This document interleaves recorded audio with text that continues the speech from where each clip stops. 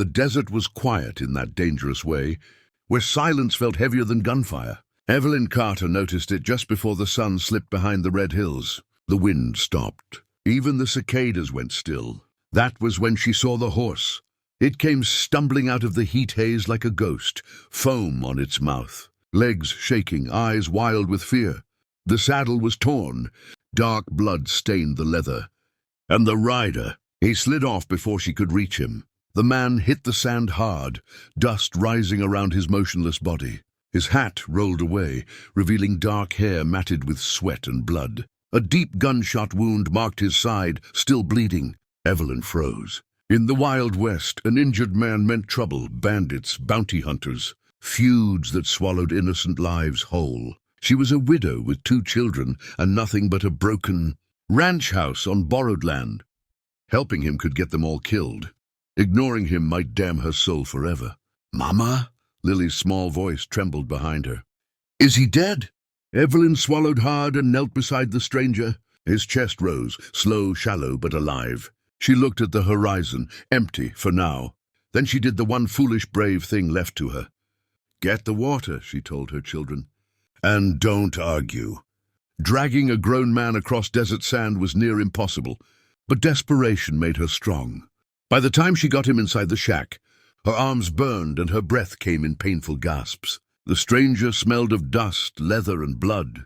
His clothes were expensive, real tailored pants, a heavy coat stitched by skilled hands. Not a drifter, not a poor cowboy. This man had money, and money in the Wild West always came soaked in blood.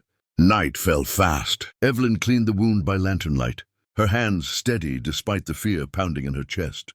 The bullet had passed through clean, but infection could kill him just as surely. The man groaned, fingers twitching toward the revolver still strapped to his thigh. "Easy," she whispered. "You're safe. For now." His eyes fluttered open for half a second, sharp, alert, dangerous even through pain.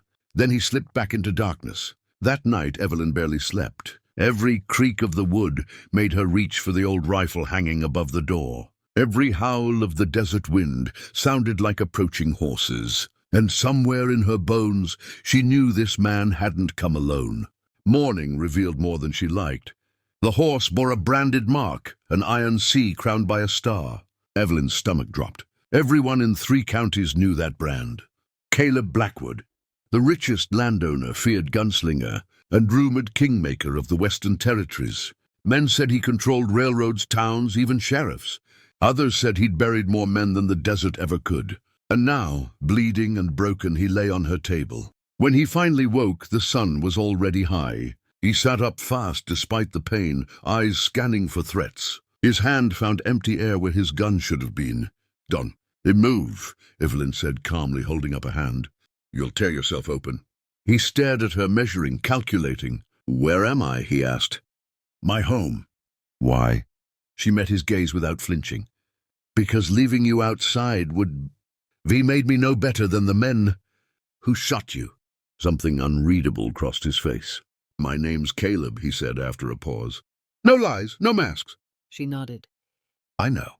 That surprised him. For the next few days he stayed. Wordlessly at first, watching, listening. He saw how little they had. How Evelyn watered down the stew so the children could eat more. How she hid her fear behind calm strength. How Lily sang softly to her younger brother Noah when the nights grew cold. Caleb had lived among powerful men his whole life. He had never seen strength like this. "You shouldn't have helped me," he said one evening as the sun bled across the desert. "Men are coming." "Dangerous ones?" "They always are," Evelyn replied. "Hunger came.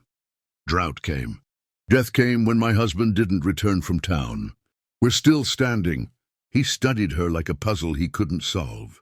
For the first time in years, guilt gnawed at him. The men came at dawn, 5 riders armed, confident. Evelyn saw the dust before she heard the hooves. Caleb stood despite his injury, fastening his belt with practiced ease. "They'll burn this place to find me," he said. "You should take the kids and run." Evelyn shook her head. "No." "Why?" he demanded. "Because running never saved anyone I loved."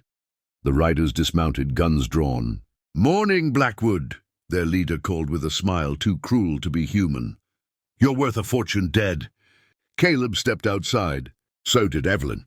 That shocked them more than any gun. When the first shot rang out, time shattered. Caleb moved like the legend he was. Even wounded, he disarmed one man, shot another, used the third as cover. Dust and gunfire filled the air. The desert echoed with screams. Evelyn shielded her children, heart racing, but she watched. She saw not a monster. She saw a man fighting to protect strangers who had shown him mercy. When it ended, 3 men lay dead, 2 fled. Silence returned. Caleb dropped to one knee, blood soaking his shirt. Evelyn rushed to him. "I told you," he breathed. "I change lives." She pressed her hand to his wound. "Then live long enough to make it right." The law came days later. So did the truth.